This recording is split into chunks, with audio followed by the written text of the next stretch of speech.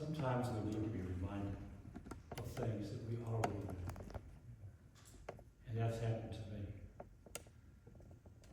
Been a Toastmaster, a fellow Toastmasters, and I'm honored against Florida.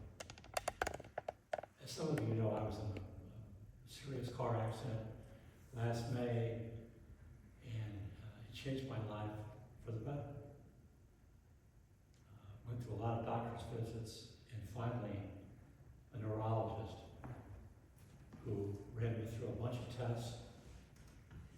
And then at the end of those tests, she reached into a drawer next to her, and she pulled this out. It says, fall risk. And she put this on me, and she said, I'm sorry. She said, you're a fall risk. And you're never not going to be a fall risk. Because she said, at your age, there's zero chance you could do anything about this. I said, well, doctor, don't be sorry. I said, I really feel like this is the start of a new life for me. And that's exactly what it's been. I walk with a cane now, but the cane is over there. I don't need it here. And I didn't need it to get up to the front of the room because just a few steps away, I have friends who feel me touch them on the shoulder as I come up here. And that's all I need. Just a few kind people to be there for me. People are as kind now as they were a generation or 2 generations ago. It hasn't changed. We just have to let them. I've been reminded of this several times.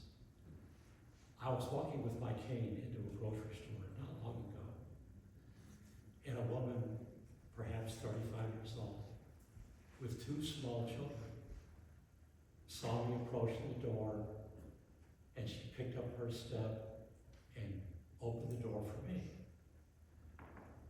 Well, that's never happened to me, having a woman with 2 small kids open the door. But instead of saying, oh, that's okay, I don't need any help, I embraced her kindness. And as I was stepping through the door, her little daughter said, Mommy, why did you hold the door open for that man? And I stopped and looked at her. I said, your mom did that because she's very kind. And the little girl nodded. She understood that her mommy was kind.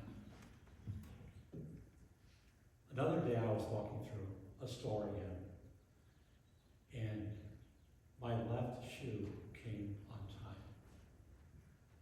Now, for any of you, this is not a challenge, but for me it is. Because without holding on to something, I can't bend over and tie a shoe, because something bad could happen. So I decided I'm going to leave the shoe untied. It's no big thing. So I'm walking through the store, shoe untied, and a little boy approaching me with his parents. You know, children always tell the truth. He said, your shoe's untied. And his parents were like, oh no. They couldn't believe that he said that. And there was a time when I would have said, I know, I'll take care of it. That's not what I said now. What I said was, can you help me? He said, yes. He walked forward. I expected him to kneel down and tie my shoe, but that's not what happened. Very quickly, he moved behind me. And I thought, what's going on? And I looked down just in time to see those tiny hands wrap themselves around my boot. And he quickly tied my shoe. And then he came back around, looked up at me, and he said, that's how I learned to do it. He said, it's how my dad teach me to tie a tie. And then I was kind of overwhelmed, and he looked at my other shoe, and I guess he wanted to fill the was silence. And he pointed my other shoe and he said, "That one's good." I said, "Thank you." And he was just beaming with pride. And I have a feeling his parents told that story a few times. Now this is Toastmasters contest season. And I've been to several area contests. I've been to several area contests because Barney can drive and he likes to go to contests. But there was a contest a year ago that I was thinking about recently. And at that area contest, I had arrived early. It was at a library. And I sat down, very few people there, and someone walked up to me and said, "Sir, would you like a bottle of water?" I said, "Yes." So I took the bottle of water. Now, most of the time, I can't open a bottle of water. My hands just don't work that way anymore.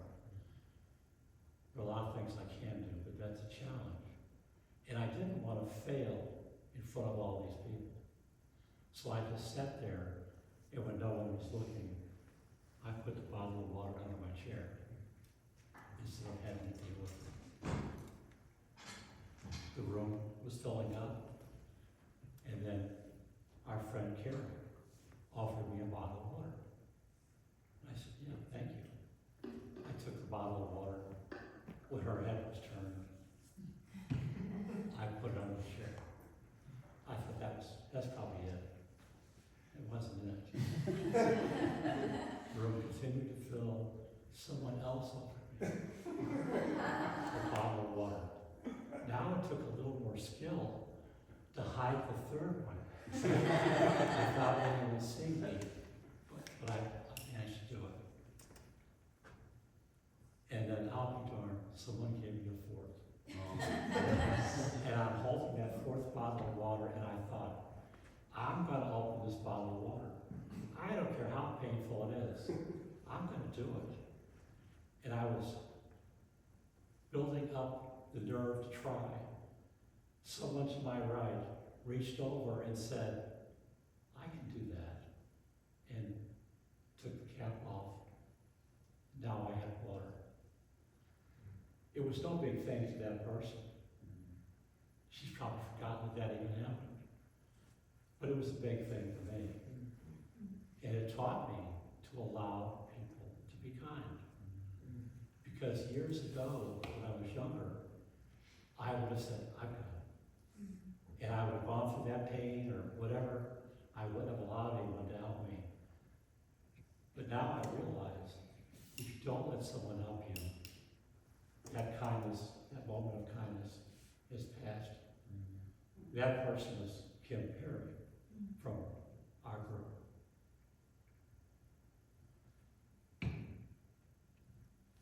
Hemingway wrote, "The world breaks everyone. And afterward, many of us are strong at the broken places." I've realized I can't always be strong in my broken places. But I have all of you and others to pull me through.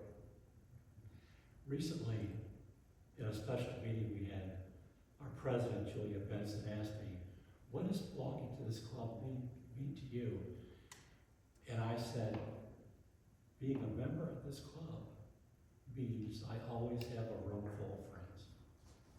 It's the only time I felt like I gave the perfect answer to a question of Toastmasters.